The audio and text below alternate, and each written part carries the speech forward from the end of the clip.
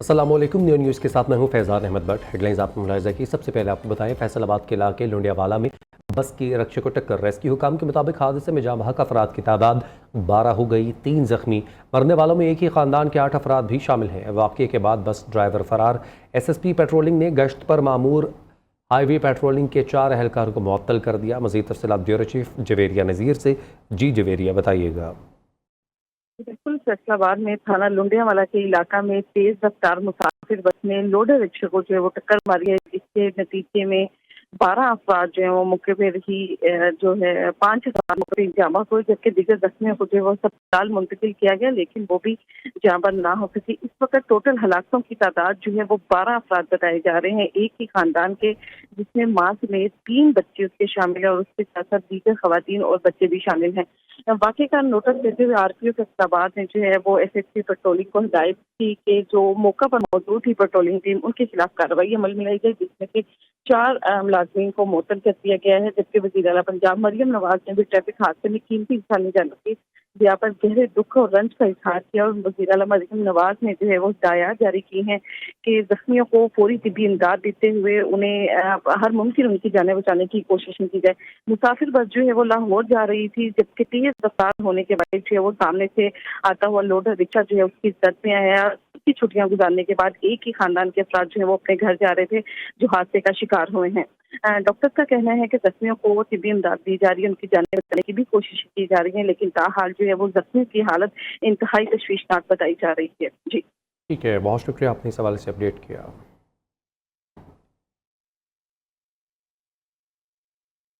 बानी PTI हमारे साथ मीटिंग्स में नहीं बैठता था, अब मुज़ाकरात के लिए मिन्नत समाजित कर रहा है। वज़ीर दिफा ख्वाजा आसिफ की सियासी हरीफ पर लफ्जी गोलाबारी। कहा, तहरीक इंसाफ टुकड़ों में तकसीम हो चुकी है। PTI रहनुमा एक दूसरे पर चोरी के इल्ज़ामात लगा रहे हैं। उनका लीडर बैनुल अक़वामी चोर है। मजीद बोले, कहा जा रहा था मुल्क दिवालिया होने जा रहा है, कोई सोच नहीं सकता था मुल्क में बिजली सस्ती होगी। वज़ीर आज़म शहबाज शरीफ की क़यादत में मुल्क को मुश्किल हालात से निकाला। वज़ीर आज़म शहबाज शरीफ ने 1 साल के अंदर नामुमकिन को मुमकिन कर दिखाया। सोच भी नहीं सकता था। एक वो वक्त था, वजीर आजम था और मीटिंगों में शिरकत नहीं करता था। अब कैदी नंबर 804 है, कहता मुझे मीटिंग में लेके जाओ। PTI ने अपने वजीर खजाना जो है KP का बताया कि 78 करोड़ रुपए खा गया। यानी अब खुद एक दूसरे को चोर कहना शुरू कर दिया है PTI वालों ने। कोई कहता था 500 पे डॉलर पहुंच जाएगा, कोई कहता था 600 पे डॉलर पहुंच जाएगा, पाकिस्तान दिवालिया हो जाएगा। ये कोई सोच भी नहीं सकता था आज से 1-2 साल पहले कि बिजली इस तरह सस्ती हो जाएगी और शहबाज शरीफ वादे पूरे करेगा। वज़ीर आला खैबर पख्तूनख्वा के बयान पर असद कैसर और शहराम तरक़ई सीख चेयरमैन PTI बैरिस्टर गौहर का भी अली अमीन गंडापुर के बयान पर तशवीश का इजहार। वज़ीर आला खैबर पख्तूनख्वा को मुस्तक़बिल में खामोश रहने का मशवरा दिया। पार्टी इख्तलाफात ख़त्म करवाने के लिए बैरिस्टर गौहर सरगर्म। चेयरमैन PTI के वज़ीर आला अली अमीन गंडापुर, असद कैसर और तैमूर सलीम झगड़ा से राबते। बैरिस्टर गौहर ने पार्टी रहनुमाओं को मीडिया पर बयानबाजी से रोक दिया। कहा, आइंदा पार्टी अहदेदार अवामी सतह पर इख्तलाफात का इजहार ना करें, पार्टी अपने तमाम मामलात मुनासिब फोरम पर हल करेगी। वज़ीर आज़म ने अवाम से बिजली सस्ती का वादा पूरा कर दिखाया। मुश्किल वक्त में शहबाज शरीफ ने सियासत नहीं रियासत का नारा लगाया। आने वाले दिनों में मज़ीद खुशखबरियाँ आएंगी। कुछ अनासर ने सियासी मुफाद के लिए मुल्की मुफादात को दाव पर लगाया। मुल्क को डिफ़ॉल्ट करवाने के लिए सियासी जमात ने IMF को खतूत लिखे। वज़ीर इत्तलात अता तारड़ कहते हैं, टीम वर्क की बदौलत कामयाबियों का सिलसिला आगे बढ़ रहा है। आर्मी चीफ की क़यादत में पाक फ़ौज का कौमी सलामती के साथ मुआशी इस्तेहकाम में भी अहम किरदार है। वादा किया था, आज पूरा किया है। वजीर आजम शहबाज शरीफ ने बिजली 7 रुपए 41 पैसे आपके लिए सस्ती की है। रियासत को तरजीह नहीं दी, आप लोगों को, पाकिस्तान की आवाम को तरजीह नहीं दी। IMF को लेटर लिखे गए, मगर तब वजीर आजम शहबाज शरीफ ने नारा लगाया कि सियासत नहीं रियासत। पाक फौज का इदारा जनरल सईद आसिम मुनीर एक मुहब्बे वतन पाकिस्तानी हैं, उनका भरपूर इसमें किरदार है। जहां पाकिस्तान की सालमियत के लिए किरदार है, वहां पाकिस्तान की मईशत के लिए जो भरपूर किरदार अदा एक पूरी टीम कर रही है।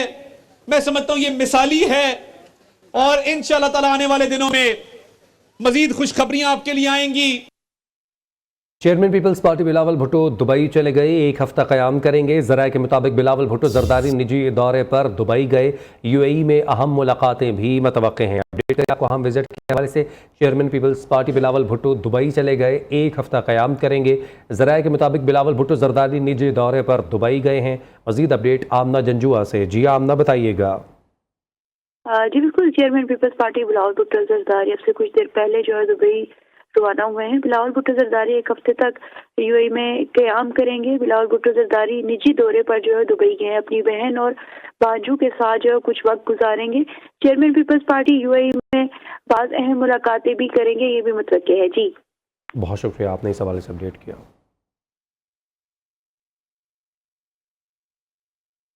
सिक्योरिटी फोर्सेस की वतन की हिफाजत के लिए भरपूर कार्रवाइयाँ जारी हैं। अफगान सरहद पर शुमाली वज़ीरिस्तान के ज़िला हसन खेल में ख़वारिज की दरअंदाजी की कोशिश नाकाम बना दी गई। फायरिंग के तबादले में 8 ख़वारिज जहन्नुम वासिल, 4 ज़ख्मी हुए।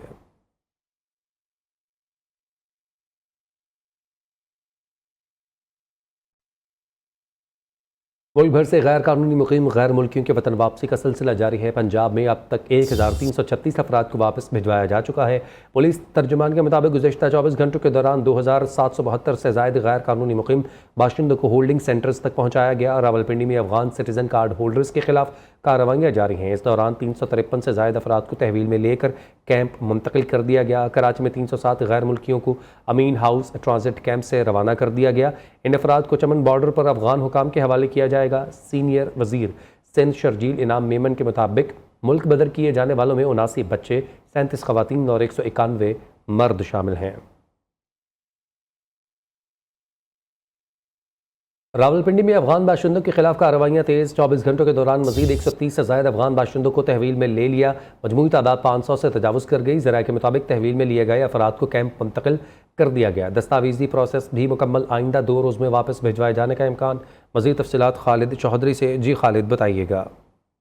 जी बिल्कुल, गुज़श्ता 24 घंटों के दौरान मजीद 130 के करीब जो है अफगान बाशिंदों को रावलपिंडी पुलिस ने मुख्तलिफ इलाकों से अपनी तहवील में लेकर कैंप मुंतकिल कर दिया है और ये तादाद मजमूई तौर पर 500 से तजावज़ कर चुकी है। और ज़राए का कहना है कि आइंदा 2 रोज़ तक जो है जितने भी अफगान बाशिंदे इकट्ठे होंगे उनको जो है एक सिक्योरिटी हिसार में जल्द उनके वतन अफगानिस्तान के लिए रवाना कर दिया जाएगा। और इस हवाले से तमाम प्रोसेस और कानूनी कार्रवाई का अमल जारी है, जबकि बायोमेट्रिक तस्दीक के बाद जो है इन अफगान बाशिंदों को आइंदा 2 रोज़ में उनके वतन को भिजवा दिया जाएगा। जी बहुत शुक्रिया, आपने इस हवाले से अपडेट किया खालिद।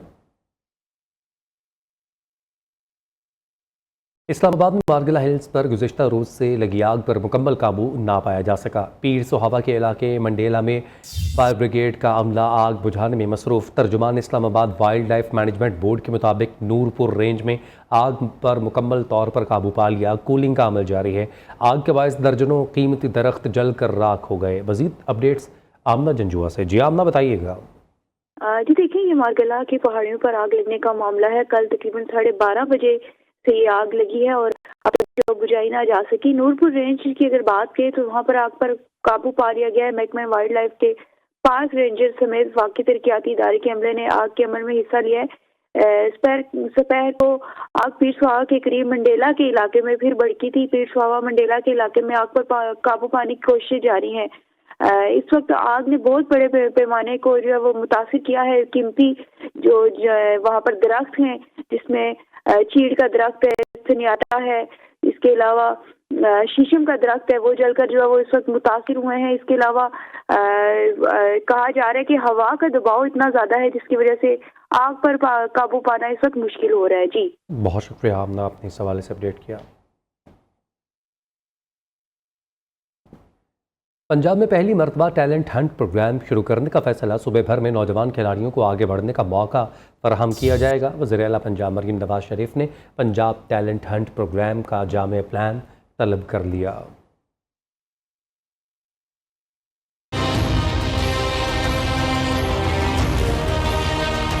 वज़ीर आला मरियम नवाज खेलों के फरोग के लिए भी सरगर्म। महकमा खेल को माली खुद मुख्तारी के लिए जरूरी इकदामात का हुक्म दे दिया। पंजाब में यूथ इंटर्नशिप प्रोग्राम शुरू करने का असूली फैसला। वज़ीर आला मरियम नवाज ने जामिया प्लान तलब कर लिया।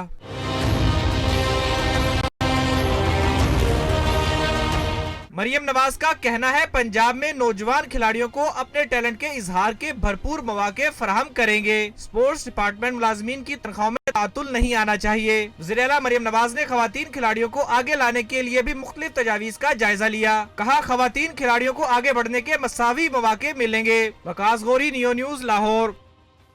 नीलम जेहलम और गुड्डू प्लांट्स की बंदिश से मुल्क को 130 अरब 70 करोड़ का नुकसान हुआ। मेंबर नेपरा रफीक शेख ने नाकिस मनसूबाबंदी और महंगे थर्मल प्लांट्स पर इन्हिसार से इजाफी बोझ डालने का इंकशाफ कर दिया। गुड्डू प्लांट के ओपन साइकिल मोड में चलने से 5.7 अरब का नुकसान हुआ। तफसीलात इस रिपोर्ट में।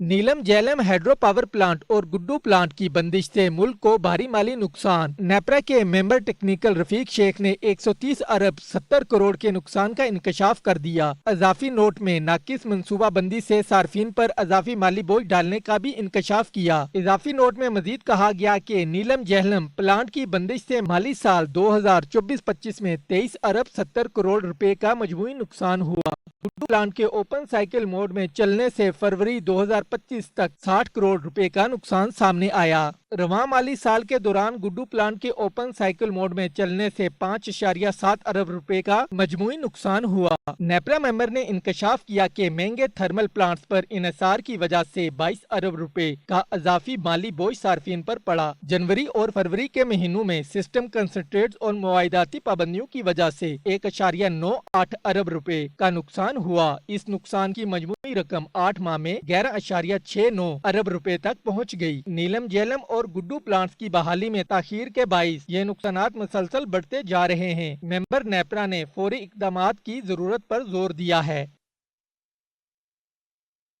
अमीर जमात इस्लामी हाफिज़ ज़ीमर रहमान का कहना है गज़ा की सूरत हाल पर कोई बोलने को तैयार नहीं। गज़ा के तमाम अस्पतालों को तबाह कर दिया गया, दुनिया भी खामोश है। मुस्लिम ममालिक ने भी बेहिसी की चादर ओढ़ रखी है। मुस्लिम ममालिक को इसराइली जारहियत पर मुजरमाना खामोशी पर तारीख में याद रखा जाएगा। अमेरिका, बरतानिया और यूरोपीय यूनियन इसराइली दहशत गर्दी के सबसे बड़े सपोर्टर हैं। जमात इस्लामी का इसराइली जारहियत के खिलाफ अवामी मुहिम शुरू करने और मामूल की सरगर्मियाँ मुअत्तल करने का ऐलान 11 अप्रैल को पूरे मुल्क में मार्च किया जाएगा। जिसको उन्होंने पहले ही 80-90% तबाह कर दिया था, अब तो हाल ये है कि शायद ही कोई बिल्डिंग, कोई इमारत वहां बची हो। पूरी दुनिया और उसके ममालिक, चंद ममालिक को छोड़कर जिस तरह बेहिसी का मुजाहरा कर रहे हैं, इससे पता चलता है कि इन सब का अपना एक एजेंडा है और इन्होंने तकसीम पैदा की हुई है कि अगर मरने वाले मुसलमान हैं तो आवाज़ नहीं उठाई जाएगी। इसलिए एक भरपूर और ताकतवर आवाज़ इस पाकिस्तान से उठनी चाहिए जो पाकिस्तान हमेशा उम्मत की तर्जुमानी करता रहा है। इसलिए हमने ये फैसला किया है जमात इस्लामी ने कि हम अपनी तमाम मामूल की सरगर्मियां मौखर कर रहे हैं। 11 अप्रैल को पूरे पाकिस्तान में बड़े बड़े मार्चेस किए जाएंगे और ख़ास तौर पर लाहौर शहर में एक बहुत बड़ा मार्च हम करेंगे। हज परवाज़ें 29 अप्रैल से शुरू होंगी। 90,000 हाजी सरकारी तौर पर जाएंगे। हज से मुतालिक इंतजामात हतमी मराहिल में हैं। वफाकी वज़ीर सरदार यूसुफ का कहना है हुज्जाज की सहूलत के लिए मेडिकल मिशन, ट्रांसपोर्ट समेत दीगर इंतजामात बेहतर किए गए। भिखारियों को ले जाने वाली कंपनीज को ब्लैकलिस्ट कर दिया जाएगा। हुज्जाज के लिए जो एकोमोडेशन है या उसके साथ ट्रांसपोर्ट का इंतज़ाम है, कैटरिंग के इंतज़ामात हैं, मशायर में जो इंतज़ामात हैं, और ये सारी खुद ही भी विज़िट की। डॉक्टर तौफीक रबिया साहब से भी मेरी मुलाकात हुई। उनसे मुलाकात का सबसे बड़ा मकसद ही यही था कि हम अपने हुज्जाज के लिए क्या ज़्यादा से ज़्यादा सहूलियात ले सकते हैं। मुझे आज तक ये इतला नहीं मिली किसी हाजी ने भीख मांगी हो, ये नहीं है। और जो उम्रा के लिए जो जाते हैं पेशेवर लोग वो लेकर जाते थे, हुकूमत ने सख्ती से नोटिस लिया है और यहाँ पर कोई भी अगर कंपनी अगर इस तरह की लेकर जाएगी वो भी कंपनी को उसको ब्लैक लिस्ट किया जाएगा। खेल के मैदान से खबर शामिल करें। आईसीसी विमेन वर्ल्ड कप क्वालिफायर्स की ट्रॉफी की रोनमाई कौमी विमेन कप्तान फातिमा सना और 5 ममालिक के कप्तानों ने ट्रॉफी की हमरा तस्वीर बनाई। कज़ाफी स्टेडियम में ट्रॉफी फोटो सेशन का एहतमाम किया गया। बांग्लादेश क्रिकेट टीम की कप्तान निगार सुल्ताना ज्योति, आयरिश कप्तान गैबी लोइस, स्कॉटलैंड की कप्तान कैथरीन ब्राइस फोटो सेशन में मौजूद। वेस्ट इंडीज़ की कप्तान हैली मैथ्यूज़ और थाईलैंड की कप्तान निरोमल चावाई ने भी ट्रॉफी के साथ तस्वीर बनवाई। Pakistan long range rifle team की आला कारकर्दगी की शानदार रिवायत। Pakistan long range rifle team ने जनूबी अफ्रीका में शानदार कामयाबी हासिल की। पाकिस्तान टीम ने मुकाबलों में डबल गोल्ड मेडल जीतकर तारीख रकम कर दी। पाकिस्तान टीम ने दुनिया की नंबर 1 टीम जनूबी अफ्रीका को उनकी सरजमीन पर शिकस्त दी। पंजाब रेसलिंग एसोसिएशन और लाहौर रेसलिंग एसोसिएशन के ज़रिए इंतज़ाम रुस्तम में पाकिस्तान दंगल के क्वार्टर फाइनल के मुकाबलों के लिए लाहौर में अखाड़ा सजाया गया, जिसमें सूबाई वज़ीर सेहत ख्वाजा इमरान नज़ीर ने मेहमान खुसूसी के तौर पर शिरकत की।